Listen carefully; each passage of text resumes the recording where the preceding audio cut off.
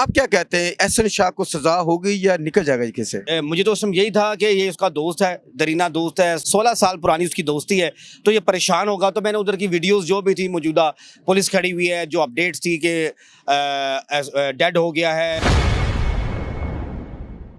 Last call भी उसी की थी, अमीर बलाज के फ़ोन पे वीडियो कॉल्स थी, जिसमें मुझे वॉइस नोट भेज के कह रहा था कि मैंने आपको नबी पाक सल्लल्लाहु अलैहि वसल्लम के रोज़े की ज़ियारत करानी है।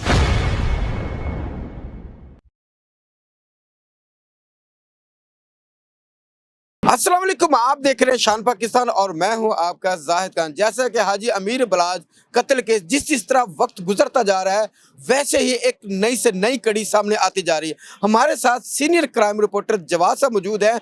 जिस दिन अमीर बलाज साहब कत्ल हुए उस दिन एहसन शाह ने सऊदीया से इनके साथ कॉल पर रब्ता किया। 4 से 5 बार इनसे रब्ता हुआ और इनसे उन्होंने अपडेट ली क्या अमीर बलाज कत्ल हो चुका है, अब अमीर बलाज की क्या कंडीशन है, जो भी मामला थे इनसे बात करते हैं उस दिन क्या हुआ और एहसन शाह इनसे क्या मालूमात रहता रहा। तो बात करते हैं जवाद साहब से। अस्सलाम वालेकुम। वालेकुम सलाम, थैंक यू वेरी मच, आपने अपने प्रोग्राम में मुझे मदऊ किया। जवाद साहब, आपकी बहुत मेहरबानी। मुझे पता आप बिजी हैं, लेकिन उसके बावजूद आपने मुझे टाइम दिया। अमीर बलाज केस जिस दिन कत्ल हुआ, एहसन शाह के साथ आपका रब्ता हुआ, उन्होंने आपको कॉल की? हाँ जी बिल्कुल, जिस दिन ये इंसिडेंट हुआ है तो एहसन के पास मेरा नंबर था एज अ जर्नलिस्ट। तो वो मुझे फ़ोन करके ये पूछ रहा था कि मैं मदीने में हूँ, क्या हाजी साहब पे अटैक हुआ है। तो मैं भी उस टाइम क्या नाम, मैं घर पर था, तो मैंने कहा मैं कंफर्म करके चेक करता हूँ। जैसे मैंने अपने ग्रुप में मैसेज किया, जो हमारा क्राइम रिपोर्टर्स का ग्रुप होता है, तो पता लगा उस पर हमला हो गया है। तो मैंने उसे बताया कि जी बिल्कुल हमला हो गया, उसे जिना अस्पताल मुंतकिल कर दिया है। तो मैं फिर ऑफिस कॉल की, ऑफिस की गाड़ी में जिना हॉस्पिटल चला गया। जो उधर पहुँचा हूँ तो वहाँ पर पुलिस की भारी नफरी मौजूद थी। अमीर बलाज के 2 दोस्त थे, जिसमें एक था फरदीन और एक और दोस्त था उस्मान, जिसको फायर लगे थे, शर्रे 2 लगे थे। मतलब उनको तिब्बी इमदाद की दी गई, वो ठीक हो गए। और फिर मैंने डीएमएस से बात की कि मैंने कहा अमीर बलाज टीपू की क्या सिचुएशन है। तो ही सेड के ही रिसीव अ डेड। मेरे को डेड रिसीव हुआ, वो मौके पर ही उसकी हलाकत हो गई। जब एहसन शाह ने आपको कॉल की, आपको थोड़ा आइडिया था कि यार ये किस लिए कॉल कर रहा है? एज ए जर्नलिस्ट होता ना कि ये मुझे कॉल करके अपडेट दे रहा है, क्यों ले रहा है? नहीं, मैं उसको जानता हूँ कि मुझे तो उस समय यही था कि ये उसका दोस्त है, दरीना दोस्त है, 16 साल पुरानी उसकी दोस्ती है, तो ये परेशान होगा। तो मैंने उधर की वीडियोस जो भी थी मौजूदा, पुलिस खड़ी हुई है, जो अपडेट्स थी कि डेड हो गया है और उसके कज़न यहाँ पर खड़े हैं और उसको फायर लगा गर्दन पर, जो जो मूवीज़ ट्रोल हो रही थी, यूट्यूब से आ रही थी या हमारे ज़राए हमें भेज रहे थे अस्पताल की फुटेज। तो मैं उसे इसलिए अपडेट कर रहा, यार इसका बहुत अच्छा दोस्त है, इसको बहुत दुख हुआ है। अब उसका जो असल चेहरा था वो तो सीआईए ने बेनकाब किया। और जब इसके जो मरकज़ी मुल्ज़िमान तक जब पुलिस ने पहुंचा, उनका एक मालशिया उठाया, उसके बाद शूटर्स गिरफ्तार हुए, उसके बाद जिन्होंने इंकशाफ किया कि एहसन शाह टीवी बट के पास मिलने आता था, मुख्तलिफ नाम बदल बदल के आता था, 8 मुलाकातें की, उसने अपने दोस्त के मौत के पैसे जो है लिए हुए थे। तो ये तो बाद में प्रूफ हुआ, उससे पहले तो मेरे बिल्कुल ज़हन में नहीं था, वहमो गुमान में भी नहीं था। फिर मैंने इसे बताया कि आप जनाजे में शरीक हो गए, तो उसने कहा बिल्कुल मैं जनाजे में भी आ रहा हूँ। उस जिस दिन जनाजा हुआ उसकी रात को इसने मुझे कॉल किया कि मेरी ये फुटेज चलाएं, मेरा वो उसका बहुत अच्छा दोस्त था। तो हम तो कभी सोच भी नहीं सकते थे कि वो मीर जाफ़र वाला किरदार अदा करेगा। एज ए जर्नलिस्ट जब उनकी कॉल आपको आ रही थी, उनके लहजे से, उनकी गुफ्तगू से कुछ फील हो रहा था कि वो किस लहजे से बात कर रहे हैं? अब मैं उस चीज़ को सोचता हूँ तो उसको बिल्कुल ज़रा सी भी निदामत नहीं थी। वो बड़ा मुतमईन था और वो पूछा था कि वाकई वो कत्ल हो गया, कत्ल नहीं हुआ, उसे फायर लगे। मैं कहा नहीं यार, वो मौके पे हलाक हो गया है, उसे कत्ल कर दिया गया है। तो ये बार बार मुझसे पूछता था। अच्छा, उस टाइम मैं ये सोचता था कि ये परेशानी में पूछ रहा है, लेकिन अब मुझे रियलाइज़ हुआ कि मैंने जब प्रोब किया, मैंने सोचा कि यार ये तो मुझसे कंफर्म कर रहा था कि अमीर बलाज मर्डर भी हुआ है कि बच गया है। ऑब्वियसली जब बच जाता तो उसने प्रोब करना था, मेरी किस किस से बात हुई, प्रोब तो हो गया, खून कभी नहीं छुपता। लास्ट कॉल भी उसी की थी, अमीर बलाज के फ़ोन पे वीडियो कॉल्स थी, जिसमें मुझे वॉइस नोट भेज के कह रहा था कि मैंने आपको नबी पाक सल्लल्लाहु अलैहि वसल्लम के रोज़े की ज़ियारत करानी है। फिर उसने बलाज को कहा कि आपने आज बुलेट प्रूफ जैकेट पहनी है, नहीं पहनी। फिर जब इन्वेस्टिगेशन हुई, पुलिस ज़राए ने यह भी बताया कि ये उनसे पूछता था कि इस शादी में आप लाजमी जाएंगे, गनमैन्स के पास हथियार है नहीं है। मतलब कि ऐसी चीज़ें जब पास ऑन हुई तो उसकी जो बात करता था उसमें उसकी नदामत कोई नज़र नहीं आ रही। कितनी देर में कितने कितने वक्फे से आपको कॉल आई? अच्छा, उसमें ये था कि हम मसरूफ़ होते हैं जब इंसिडेंट होता है, तो जैसे ही वो मुझे मैसेज करता था कि अब क्या हो गया भाई, मुझे बताएं। तो मैंने उससे पूछा है कि कौन कौन से दोस्त ज़ख्मी हुए, तो मुझे नाम तस्वीरें उसने भेजी हैं। फरदीन की तस्वीर भेजी कि वो डेनमार्क से आया है, तो वो तो नहीं जख्मी हुआ। मैंने फिर अंदर पूछा, जो उसके अहबाब थे, दोस्त थे, हॉस्पिटल से पूछा कि कौन कौन जख्मी है, तो मैं उसको अपडेट कर रहा था, वो मुझे फ़ोन कर देता था।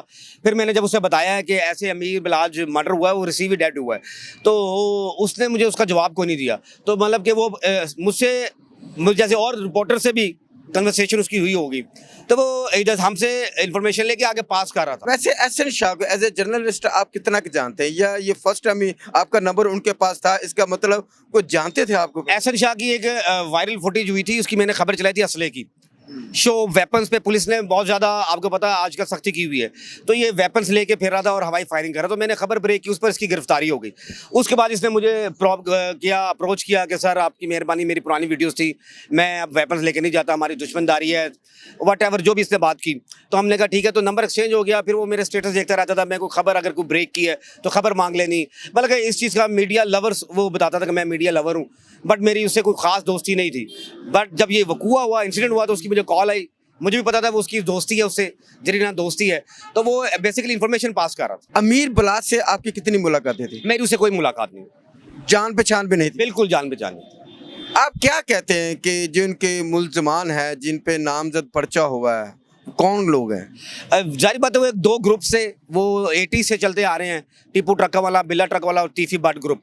तो जब भी इन पर किसी भी ग्रुप पर फायरिंग होती है, कोई कातलाना हमला होता है, तो इन्हीं ग्रुप पर FIRs होती है। बाद का काम है इन्वेस्टिगेशन का। इन्वेस्टिगेशन ने जो इसके कातिल है उनको कटहरे तक लेकर आना है।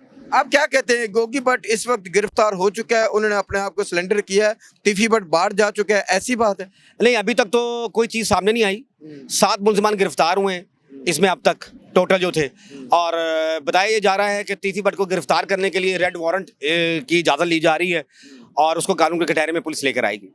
ये कहाँ तक सच है कि एहसन शाह की टिंड कर दी गई है? कुछ जराए कह रहे हैं जी टिंड नहीं हुई, फेक तस्वीर है, कुछ कह रहे हैं ये ओरिजिनल तस्वीर। आप क्या कहते हैं इस बारे में? जब भी ये ऐसे मुल्ज़िमान को पकड़ती है, सबसे पहले उसकी टिंड करती है ताकि उसको निदामत हो कि मैंने ये क्या गलती की है। उसके लिए सज़ा होती है, उसको शीशा दिखाते हैं, क्या मैं इज़्ज़त के काबिल हूँ, शीशे में खड़ा हो।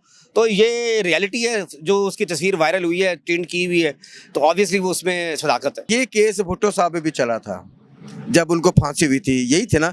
आप क्या कहते हैं, एहसन शाह को सजा होगी या निकल जाएगा ये केस से? देखिए 109 में ना ट्रायल जब होता है तो इसमें सेशन कोर्ट से ही जमानत हो जाती है, क्योंकि इस पर ठोस शवाहिद नहीं होते और पुलिस कस्टडी में जो भी बयान होता है अदालत उसको नहीं मानती। 109 में भट्टो के अलावा आज तक किसी को फांसी नहीं हुई। तो 102 में ट्रायल में वकला के पास सबूत, चीज़ें बहुत ज़्यादा होती हैं। मैं भी आपको कह सकता हूँ कि फ़लाँ बंदे को कत्ल कर दें, तो इट डजंट मीन कि आप उसको कत्ल कर देंगे। तो इसमें 109 में शवाहिद वीक होते हैं, प्रूफ ज़्यादा नहीं होते, इसलिए बंदे जो होते हैं वो बाहर आ जाए। लेकिन दुनियावी लिहाज से तो बच जाएगा, लेकिन अल्लाह की लाठी बेआवाज़ होती है। अल्लाह के यहाँ उसकी जो है पकड़ तो होगी, और अल्लाह की लाठी बेआवाज़ है। एज ए रिपोर्टर आप क्या कहते हैं, बिलाज फैमिली को इंसाफ मिलेगा? देखिए ये तो अल्लाह को पता है, अल्लाह से रहम मांगना चाहिए, इंसाफ नहीं मांगना चाहिए। उनकी जो फैमिली है, एक बहुत बड़ा झटका है, एक जवान मौत।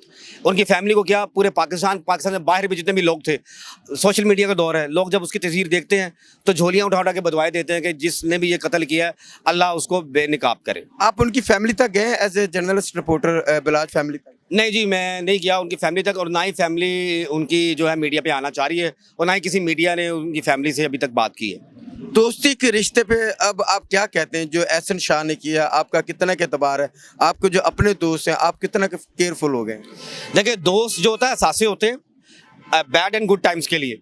अब उन्हीं में काली भेड़ें छुपी हों तो उसका सारा क्रेडिट जो है दूसरे दोस्तों पे या इल्ज़ाम जो है नहीं लगाया जा सकता। दोस्त असासे होते हैं। हज़रत अली का कॉल है, अगर आपका एक भी मुखलिस दोस्त है तो आपको दुनिया में कोई भी हरा नहीं सकता। तो ये मीर जाफ़र में से था, दोस्त नहीं था, ये जानने वाला था जो दोस्त की जान का सौदा कर गया। बिल्कुल जी, ये जो मीर जाफ़र में था जिसने दोस्ती का सौदा कर दिया, अल्लाह ताला ऐसे दोस्त किसी को न दे और ऐसे दोस्तों से दूर रखे। तो शान पाकिस्तान को देखते रहिएगा, जैसे ही बिलाज कत्ल केस में कोई अपडेट होगी हम सबसे पहले आप तक पहुंचाएंगे। अल्लाह हाफिज़।